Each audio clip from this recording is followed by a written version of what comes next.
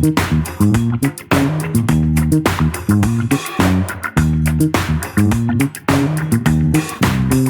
for tuning in to Tackling Tomfoolery. I am Malikka Rogers. I'm Franzie Moore. And I'm A.M. Lewis. And tonight we are talking movies that we think you should see. We each have a list of 3. There might end up being more in the links, but we are talking about a list of 3. And A.M., I think we're going to start with you on your list of 3 movies you want people to see that you love. Well, let me preface this with a little disclaimer. These are movies that I love and watch repeatedly.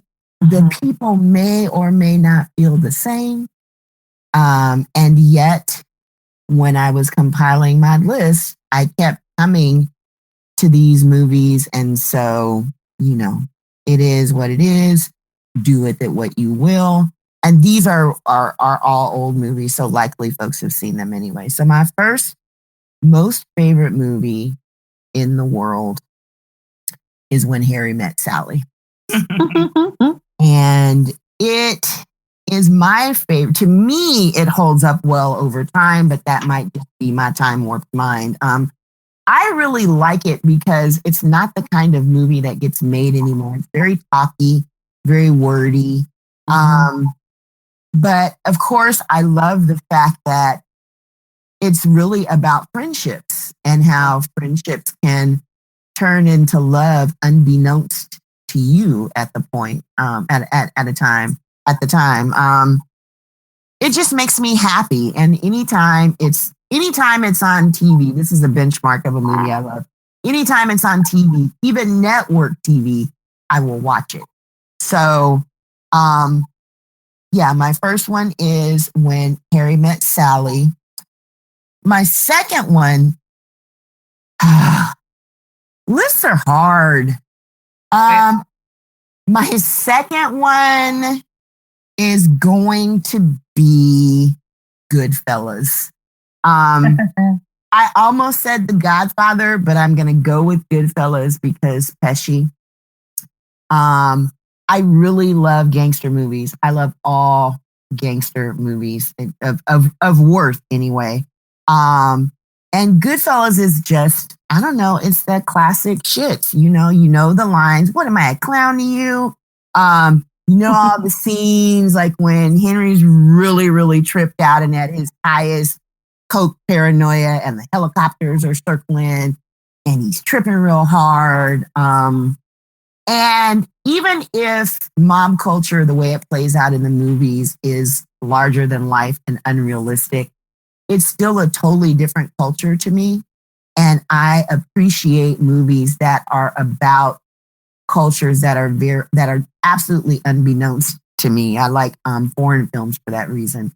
So even though it's American, what I know about any kind of gangster shit, I don't know, but it's interesting to me. So that's my second one. And third one, guys. Okay. I am going to forsake one of my all-time favorites because everybody's seen it. And I am going to throw in a movie called Someone to Watch Over Me. I don't think it's very well known.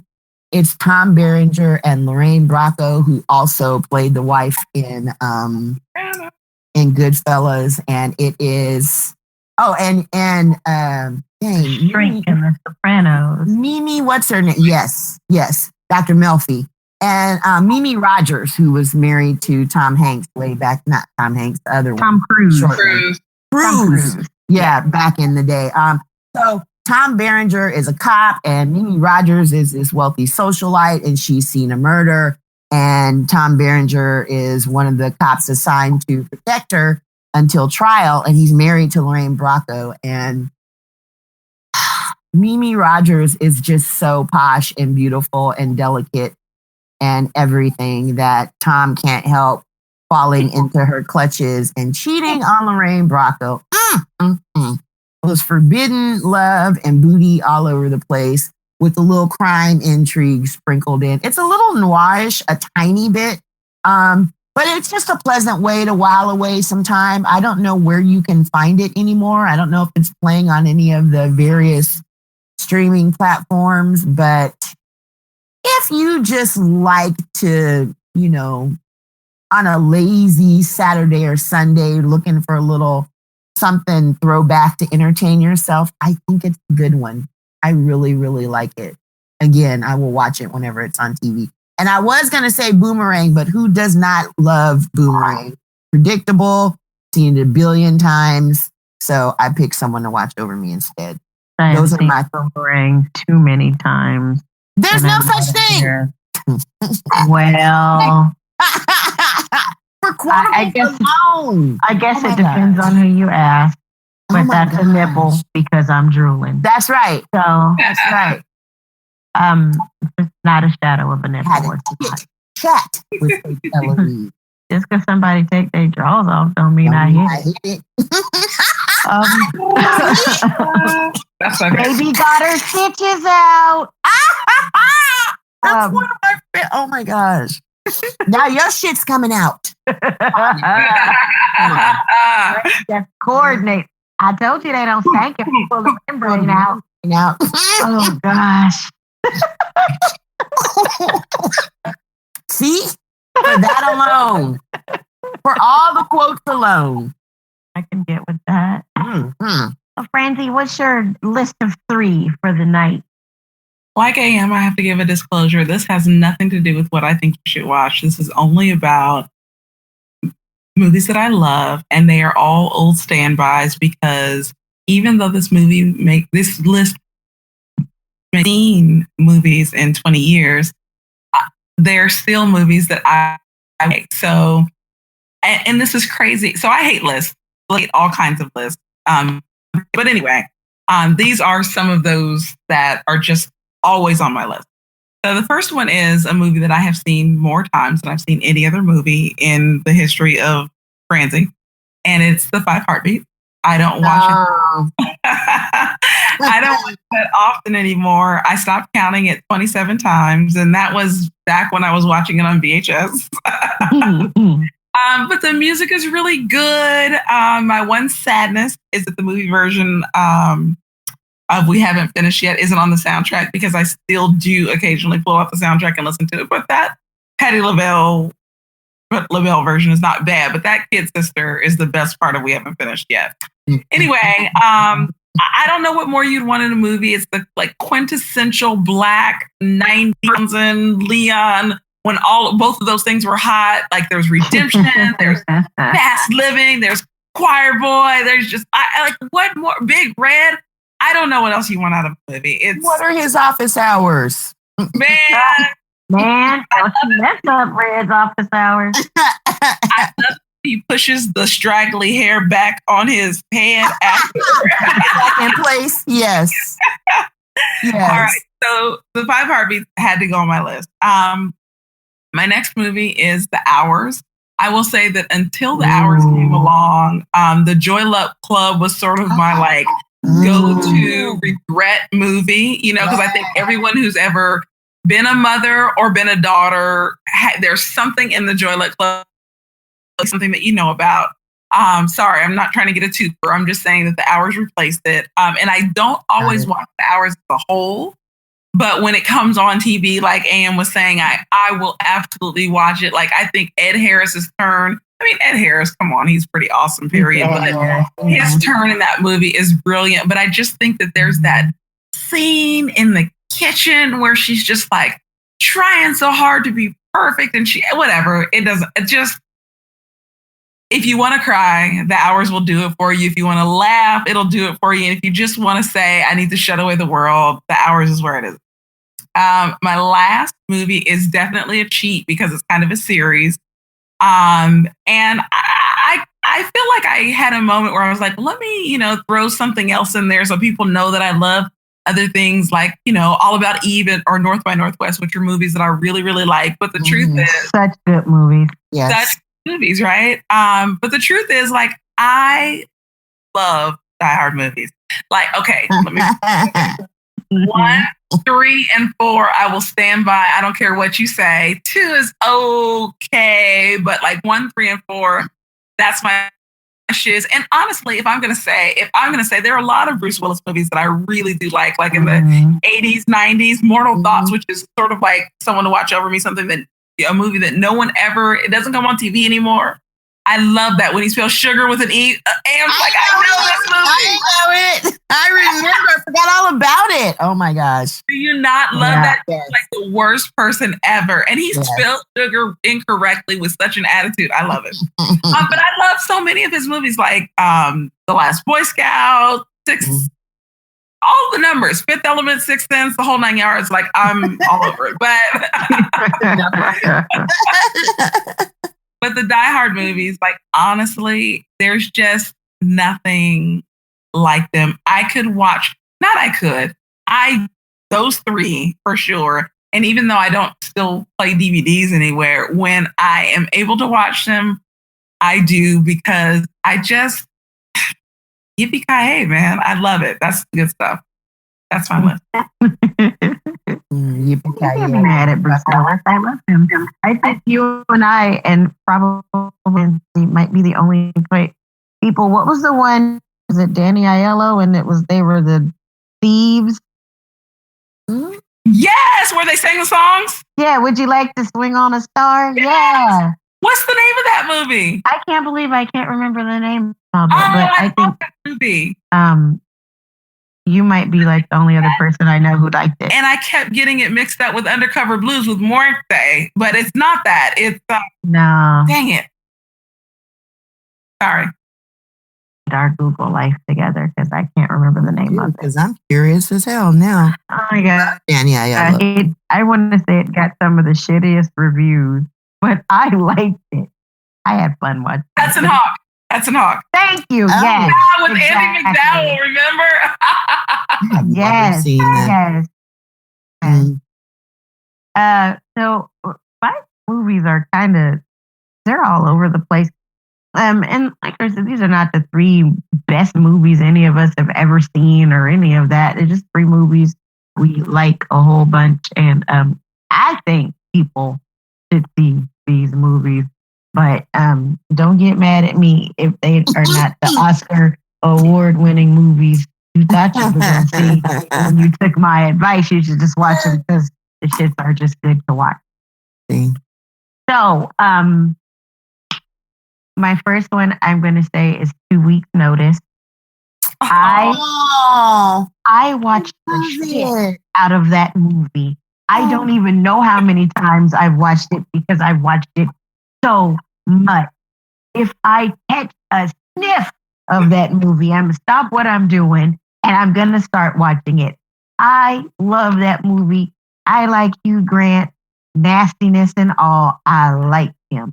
And I think I just like he and Sandra Bullock and sort of the chemistry they have in that movie. And his character is so douchey, but still kind of likable. And she's so uptight, but I like how she eats all the Chinese food at the Chinese takeout. When she calls to order, she's like, I need a 32, a 10, a 12, and 2 number 14s.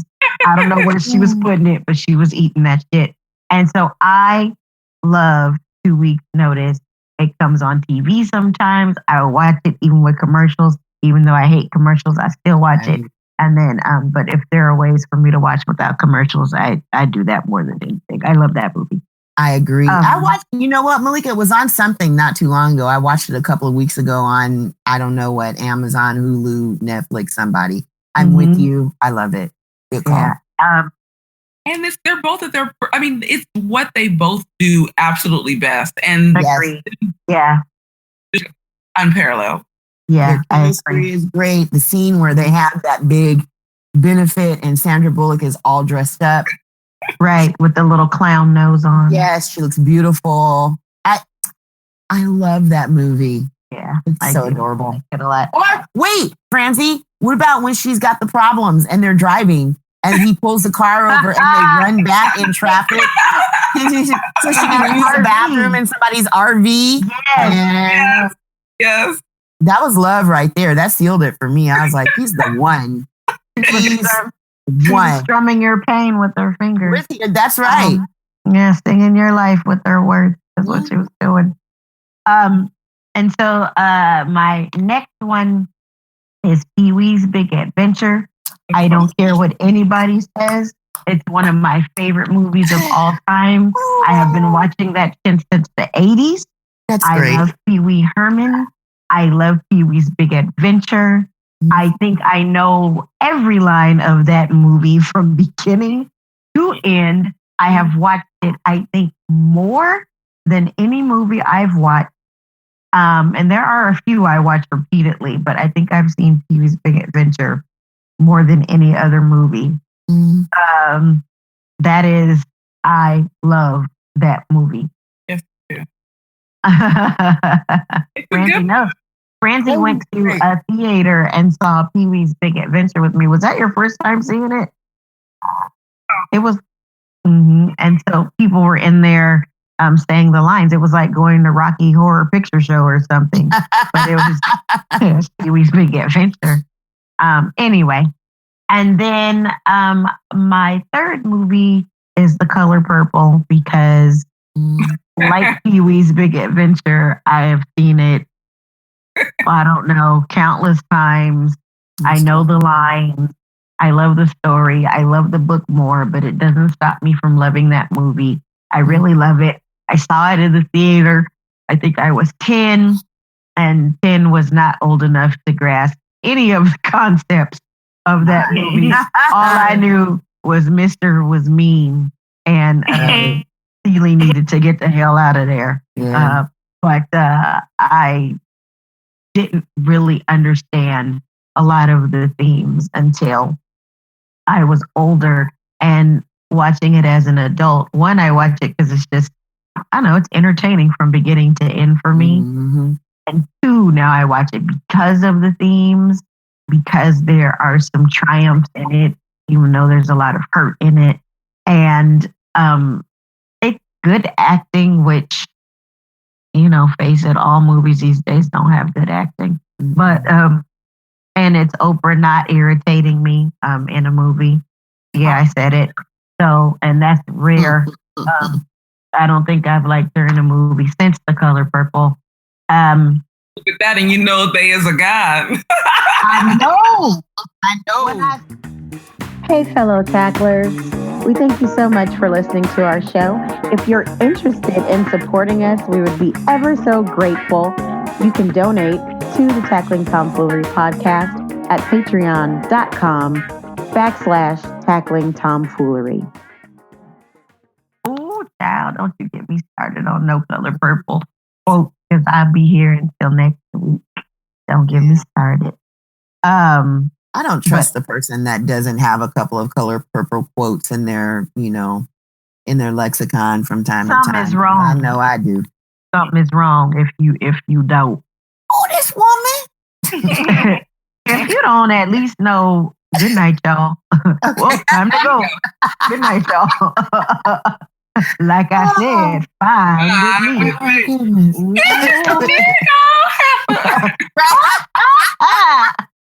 Oh, I hear she got the nasty woman's disease. Got legs big as baseball bat. All the children got different daddies. Oh, boy. How about Seeley, you have my sympathy. Yeah. Miss Seeley, you has my sympathies. I mean, come on. It's all purpose. I You won't just talk. take out Miss Seeley and add whoever's name and say you has my sympathies. Everybody knows what you're referring to. Come on now. Right, and I can't even tell you how many times I have threatened to put some Sugar Avery pea in somebody's something. Whoever it is. Lemonade. Yeah, it could be somebody who didn't even ask me for any lemonade, but I'm going to put some Sugar Avery pea in whatever it is. This report on my job, I'm going to put some Sugar Avery pea in that. I'm going to put some Sugar Avery pea in this email that I got to send telling you what you ain't going to do real professionally. So, yeah, I love The Color Purple. It is meaningful to me for a whole bunch of reasons. And if for nothing else, the quote. Obviously, I co-sign on that, but I do just want to say that my love for that movie intensifies when you know in retrospect how hateful some of the male writers of the time were to Alice Walker and Steven Spielberg about the audacity of them producing this, wonder of a movie. I just feel like sometimes, when you think about that contextually, you're like, you know what? There is a guy, because somebody should have knocked you out. All the way out. All the way out. Should have knocked you up under a juke joint.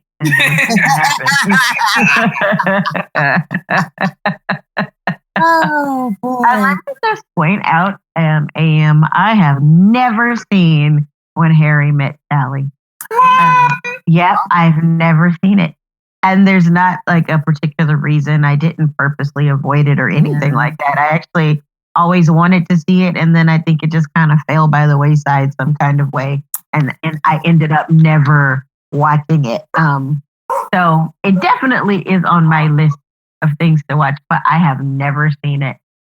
Listen, it's peak Meg Ryan before it all went wrong. And boy, did it ever go wrong. It went way wrong. It's peak Billy Crystal, because you would never think of him really as a leading man. Not as a love very charming in this movie. I mean, it just works on all levels. And it's just, I love it so much. I love that movie. Do we get like one? I won't like cheat if we get honorable mentions like I did in the restaurant episode. Okay, we're allowed one honorable mention, so we don't stay here until tomorrow. Okay. So one honorable mention. My honorable mention is Brown Sugar, because I love it. Oh my gosh, that was totally going to be mine too. I love Mos Def in that movie. He's like aside from one of my favorite scenes when Taye Diggs busts his wife out in the restaurant. And I know exactly what you're going to say. He's like, "Were we celebrating my divorce?" Then he tapped the glass. Yeah, I just made that motion. Bing, yes. I don't know. I mean, what? I just love it. I love it. I was torn between mentioning 2 Weeks Notice and Brown Sugar, but I picked 2 weeks because I have watched it more times. But I do love Brown Sugar, and just watched it for the umpteenth time about a month ago. Yeah. So, yeah. I own it, although, as Franzie said, who's watching DVDs anymore, but I own it. And if I don't know, could watch it on a laptop or something. But yeah, it is my favorite.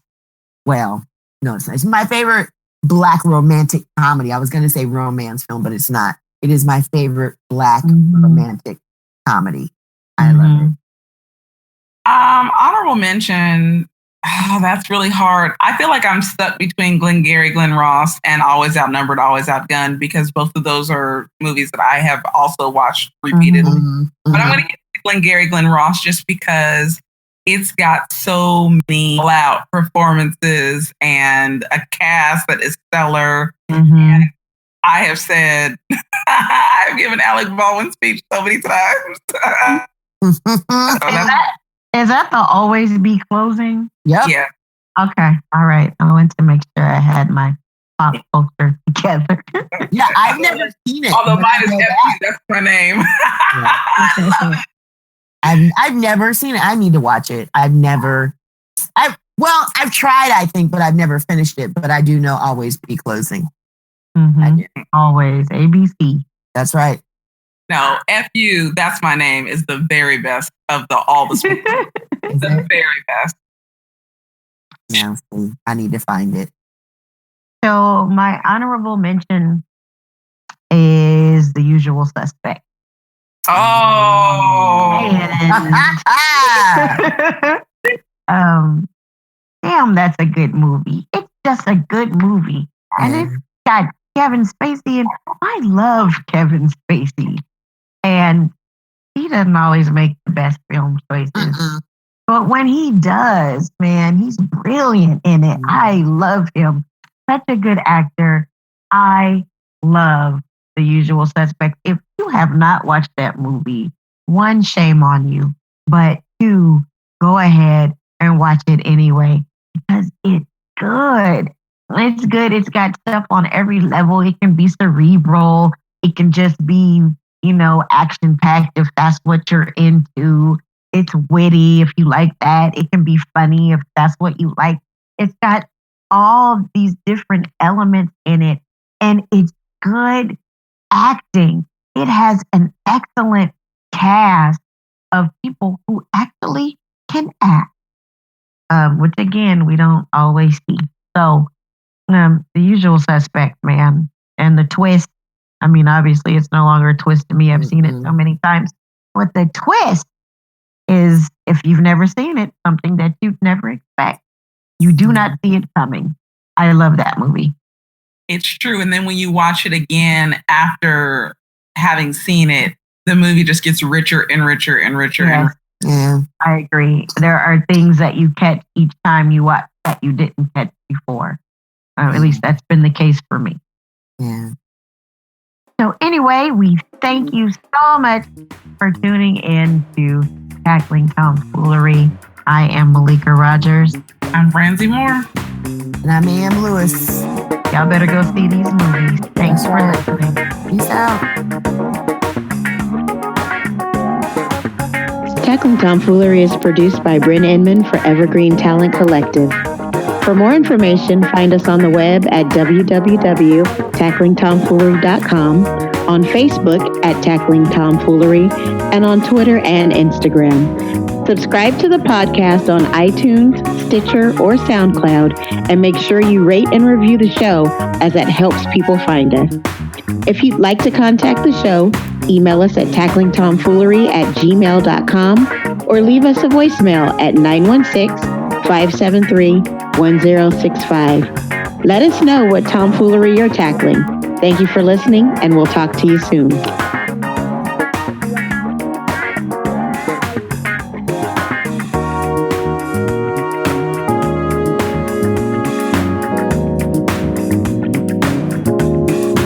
Thank you.